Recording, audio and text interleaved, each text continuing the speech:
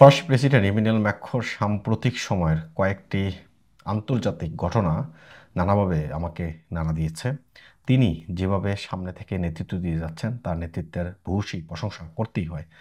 ফিলিস্তিনি রাষ্ট্রের জন্য, ফিলিস্তিনি নিগৃহীত জনগণের জন্য তিনি তার ভয়েস রেইজ করেছেন এবং সেটা তিনি কন্টিনিউয়াসলি করে যাচ্ছেন। সাম্প্রতিক সময়ে এই মুহূর্তে তিনি দক্ষিণ পূর্ব এশিয়া সফরে আছেন। সফরের দ্বিতীয় পর্বে তিনি এখন ইন্দোনেশিয়াতে আছেন। ইন্দোনেশিয়া থাকাকালে ফরাসি প্রেসিডেন্ট ইমানুয়েল ম্যাক্রো একটি চমৎকার কথা বলেছেন যে ফিলিস্তিন এবং ইসরায়েলের যে সংঘাত দীর্ঘদিন ধরে চলমান, এই সংঘাতের সমাধানের উপায় হচ্ছে দ্বিরাষ্ট্রভিত্তিক একটা সমাধান চায় ফ্রান্স বা তিনি। এই কথাটাই তিনি ব্যক্ত করেছেন। ফরাসি প্রেসিডেন্ট ইমানুয়েল ম্যাক্রো ইসরায়েল ফিলিস্তিনি সংঘাতের একটি দ্বিরাষ্ট্রভিত্তিক সমাধান দেখতে চান বলে আবারও পুনর্ব্যক্ত করেছেন। একই সঙ্গে তিনি বলেন, মধ্যপ্রাচ্য বিষয়ে ফ্রান্সের নীতিতে কোনো ধরনের দ্বিচারিতা নেই। ইন্দোনেশিয়া সফররত ফরাসি প্রেসিডেন্ট বুধবার এক অনুষ্ঠানে এই মন্তব্য করেন। বার্তা সংস্থা রয়টার্সের এক প্রতিবেদনে এই তথ্য উঠে এসেছে।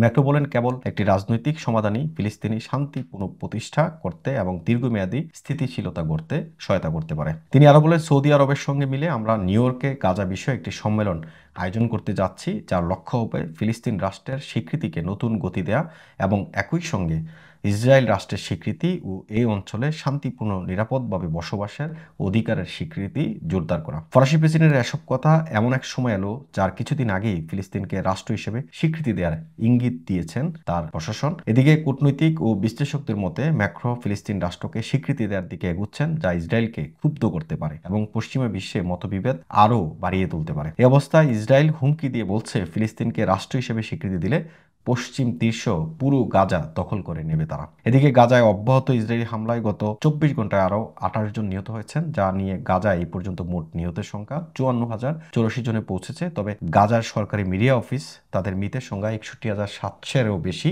আপডেট করেছে। জানিয়েছে ধ্বংসস্তূপের নিচে নিখোঁজ হওয়া হাজার হাজার মানুষ মৃত বলে ধারণা করা হচ্ছে। সুতরাং ফরাসি প্রেসিডেন্টের এই যে উদ্যোগ বা ফরাসি প্রেসিডেন্টের এই বক্তব্য পুরো ইউরোপের একটা কণ্ঠস্বর হয়ে উঠবে আশা করি। কারণ ইতিমধ্যে আয়ারল্যান্ড তারা ইসরায়েলের সাথে সব ধরনের বাণিজ্যিক সম্পর্ক বন্ধ করেছে, বাণিজ্যিক সম্পর্ক স্থাপন সেটা বন্ধ করেছে।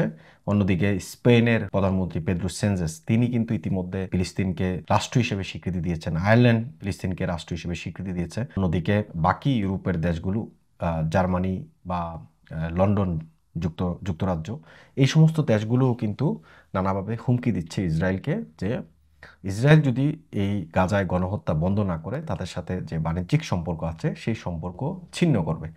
এই হুমকি পাওয়ার পর ইসরায়েল নতুন করে হামলা চালাচ্ছে এবং তারা একটি বড় হুঁশিয়ারি দিয়েছে যে যদি ইউরোপ কোনোভাবে ফিলিস্তিনকে রাষ্ট্র হিসেবে স্বীকৃতি দেয় তাহলে তারা পুরো গাজা দখল করে নেবে। অর্থাৎ এখন দেখার বিষয় হচ্ছে যে ফরাসি প্রেসিডেন্ট ইমানুয়েল ম্যাক্রো তিনি যে বক্তব্য দিচ্ছেন যে নিউ ইয়র্কে একটি সম্মেলন হবে জাতিসংঘের, সেই সম্মেলনে সৌদি আরবের সঙ্গে কো চেয়ারের দায়িত্বে পালন করবে ফ্রান্স এবং সেখানেই তিনি ফিলিস্তিনকে রাষ্ট্র হিসেবে স্বীকৃতি দিবেন।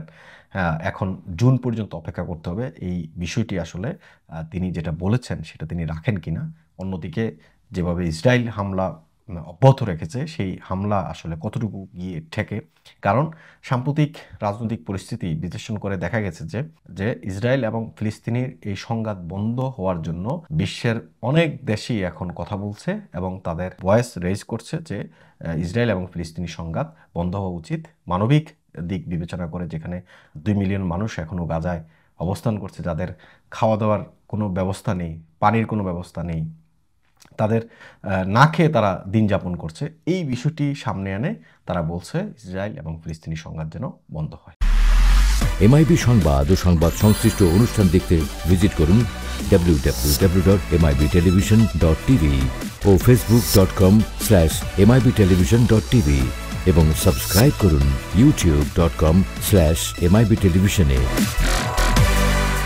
এমআইবি টেলিভিশন, সত্য খবর, সঠিক খবর।